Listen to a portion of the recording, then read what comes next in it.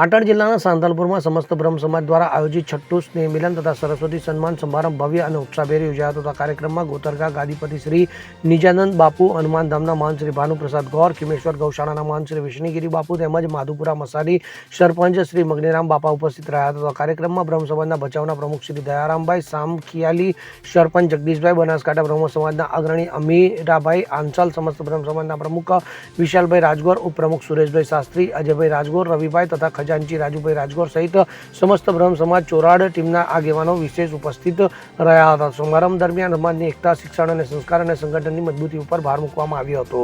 તો સરસ્વતી સન્માન કાર્યક્રમ અંતર્ગત સમાજના પ્રતિભાશાળી વિદ્યાર્થી અને સેવાભાવી વ્યક્તિઓનું સન્માન કરવામાં આવ્યું હતું. તો સમસ્ત બ્રહ્મ સમાજના પરિવારજનો અને આગેવાનોની વિશાળ હાજરીથી કાર્યક્રમ સફળ અને યાદગાર બન્યો હતો. વસંત કડિયા સાથે CN24 ન્યૂઝ પાટણ. હવે જુઓ દેશ દુનિયાની તમામ ખબરો તમારી આંગળીના ટેરવે. ઉઠાવો મોબાઈલ અને Google Play Store પરથી ડાઉનલોડ કરો અમારી CN24 ન્યૂઝ મોબાઈલ એપ.